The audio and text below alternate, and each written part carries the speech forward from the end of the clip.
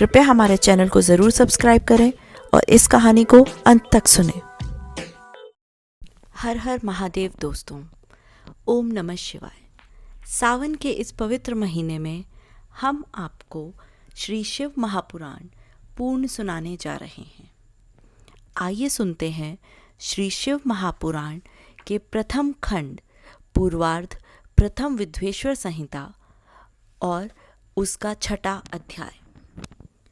इस अध्याय में हम ब्रह्मा और विष्णु के भयंकर युद्ध को देखकर देवताओं का कैलाश शिखर पर गमन के बारे में सुनेंगे।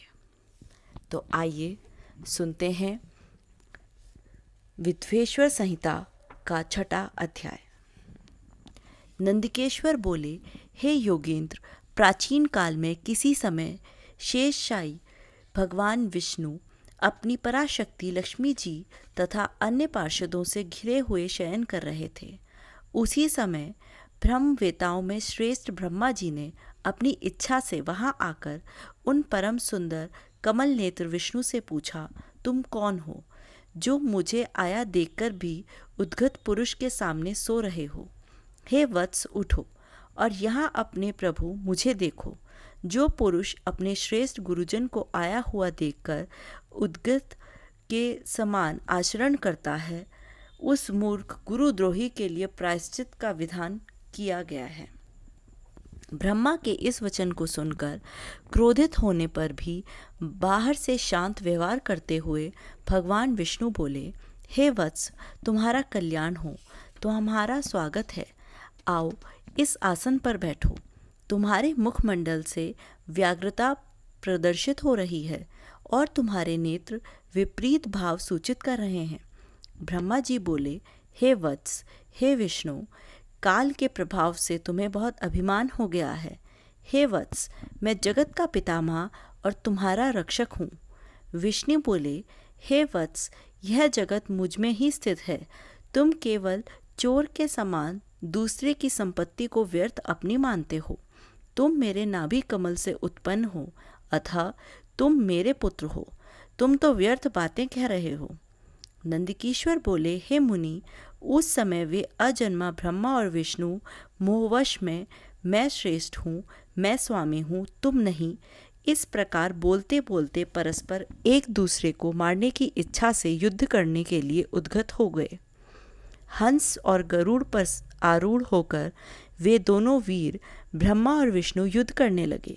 तब ब्रह्मा और विष्णु के गण भी परस्पर युद्ध करने लगे। उस समय सभी देवगण उस परम अद्भुत युद्ध को देखने की इच्छा से विमान पर चढ़कर वहां पहुंच गए। आकाश में अवस्थित हो पुष्प की वृष्टि करते हुए वे युद्ध देखने लगे। गरुड़ वाहन भगवान विष्णु ने क्रुद्ध होकर ब्रह्मा के वक्ष स्थल पर अनेक प्रकार के असंख्य दुस्सह बाणों और अस्त्रों से प्रहार किया। तब विधाता भी क्रोध में आकर विष्णु के हृदय पर अग्नि के समान बाण और अनेक प्रकार के अस्त्रों को छोड़ने लगे। उस समय देवगण उन दोनों का वह अद्भुत युद्ध देखकर अतिशय व्याकुल हो गए और ब्रह्मा तथा विष्णु की प्रशंसा करने लगे। तत्पश्चात युद्ध में तत्पर महाज्ञानी विष्णु ने अतिशय क्रोध के साथ शांत हो दीर्घ निश्वास लेते हुए ब्रह्मा को लक्ष्य कर भयंकर महेश्वर अस्त्र का संधान किया। ब्रह्मा ने भी अतिशय क्रोध में आकर विष्णु के हृदय को लक्ष्य कर ब्रह्मांड को कंपित करते हुए भयंकर पाशुपत अस्त्र का प्रयोग किया। ब्रह्मा और विष्णु के सूर्य के समान हजारों मुख वाले अत्यंत उग्र तथा प्रचंड आंधी के समान भयंकर दोनों अस्त्र आकाश में प्रकट हो गए। इस प्रकार ब्रह्मा और विष्णु का आपस में भयंकर युद्ध होने लगा। हे तात, उस युद्ध को देखकर सभी देवगण राज विप्लव के समय ब्राह्मणों के समान अतिशय दुखी और व्याकुल होकर परस्पर कहने लगे, जिसके द्वारा सृष्टि, स्थिति, प्रलय, तिरोभाव तथा अनुग्रह होता है और जिसकी कृपा के बिना इस भूमंडल पर अपनी इच्छा से एक तृण का भी विनाश करने में कोई भी समर्थ नहीं है, उन त्रिशूलधारी ब्रह्मस्वरूप महेश्वर को नमस्कार है। भयभीत देवतागण इस प्रकार सोचते हुए चंद्रशेखर महेश्वर जहाँ विराजमान थे उस शिव स्थान कैलाश शिखर पर गए। शिव के उस प्रणव आकार स्थान को देखकर वे देवता प्रसन्न हुए और प्रणाम करके भवन में प्रविष्ट हुए। उन्होंने वहां सभा के मध्य में स्थित मंडप में देवी पार्वती के साथ रत्नमय आसन पर विराजमान देवश्रेष्ठ शंकर का दर्शन किया। वे वाम चरण के ऊपर दक्षिण चरण और उसके ऊपर वाम कर कमल खड़े रखे हुए बैठे थे। समस्त शुभ लक्षणों से संपन्न थे और चारों ओर शिवगण उनकी सेवा में तत्पर थे। शिव के प्रति उत्तम भक्ति भाव वाली कुशल रमणियां उन पर चंवर डुला रही थीं। वेद निरंतर उनकी स्तुति कर रहे थे और वे अनुग्रह की दृष्टि से सबको देख रहे थे। हे वत्स, उन महेश्वर शिव को देखकर आनंद अश्रु से परिपूर्ण नेत्रों वाले देवताओं ने दूर से ही उन्हें दंडवत प्रणाम किया। भगवान शंकर ने उन देवों को देखकर अपने गणों से उन्हें समीप बुलवाया और देव शिरोमणि महादेव उन देवताओं को आनंदित करते हुए अर्थ गंभीर मंगलमय तथा सुमधुर वचन कहने लगे।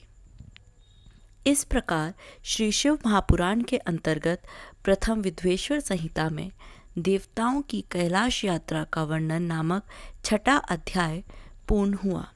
हर हर महादेव। ओम नमः शिवाय। आज की इस वीडियो में बस इतना ही। आपको ये वीडियो कैसी लगी आप हमें कमेंट में ज़रूर बताएं और अपने दोस्तों के साथ ज़रूर शेयर करें। हमारे चैनल को भी सब्सक्राइब कर लें। फिर मिलते हैं किसी नई वीडियो के साथ। तब तक के लिए धन्यवाद।